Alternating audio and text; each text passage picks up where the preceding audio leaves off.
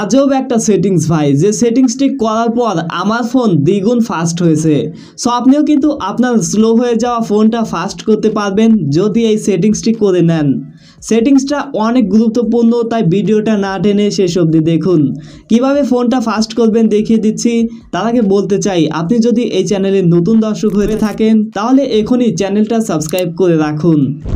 বন্ধুরা, সেটিংসটি করার জন্য প্রথমে ফোন থেকে সেটিংস অ্যাপসটা ওপেন করবেন।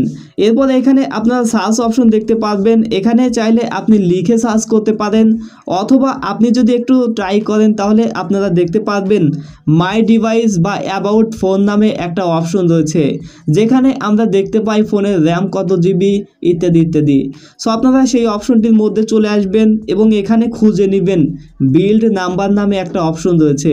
সো এখান থেকে জাস্ট এই বিল্ড নাম্বার অপশনটির উপরে 7 বার প্রেস করবেন, তাহলে ফোনের লকটি দিতে বলবে। তখন আপনি লকটি দেওয়ার সাথে সাথে দেখতে পারবেন ফোনের ডেভেলপার মোডটি অন হয়ে গেল।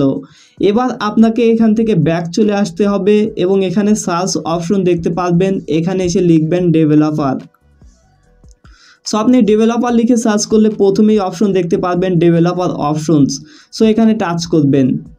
এরপরে এখানে অনেকগুলো গুরুত্বপূর্ণ কিছু সেটিংস দেখতে পারবেন। এগুলো কিন্তু কোনোভাবেই ভুলভাল করা যাবে না বা কোনো একটা অন অফ করা যাবে না, তাহলে আপনার ফোনে প্রবলেম হতে পারে। সো এখান থেকে আপনারা খুঁজে নেবেন দুইটি সেটিংস। সো আমরা এখানে ট্রাই করছি। সো এখানে আপনাকে খুঁজে নিতে হবে এই সেটিংসটি, দেখতে পাচ্ছেন উইন্ডো অ্যানিমেশন স্কেল। এখান থেকে এই সেটিংসটি আপনারা জাস্ট একটু কমিয়ে দিবেন, অর্থাৎ এখান থেকে অ্যানিমেশন স্কেল 0.5x দিয়ে দিবেন।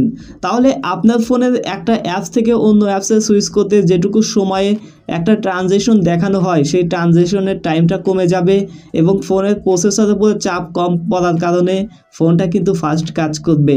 এরপরে আরও একটা সেটিংস করতে হবে, জাস্ট সেটিংসটি আমরা খুঁজে নিচ্ছি।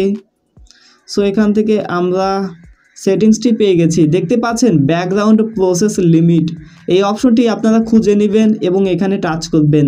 এবার দেখতে পাচ্ছেন এখানে অনেকগুলো অপশন রয়েছে।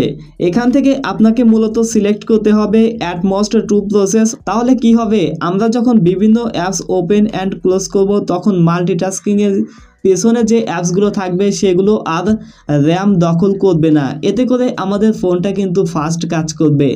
এখন কথা হচ্ছে এই সেটিংসটি করার পর যদি কোনো রকম প্রবলেম হয় তাহলে আপনারা সেই সেটিংস দুটি আগের মতো করে দিবেন, তাহলে আপনার ফোনের সকল প্রবলেম সলভ হয়ে যাবে। সো সেটিংস দুইটি কিন্তু অনেক ভালোভাবে কাজ করে, আপনি যখন এটি ট্রাই করবেন তখনই বুঝতে পারবেন। ভিডিওটা ভালো লাগলে লাইক করবেন, চ্যানেলটিকে সাবস্ক্রাইব করবেন। আল্লাহ হাফেজ।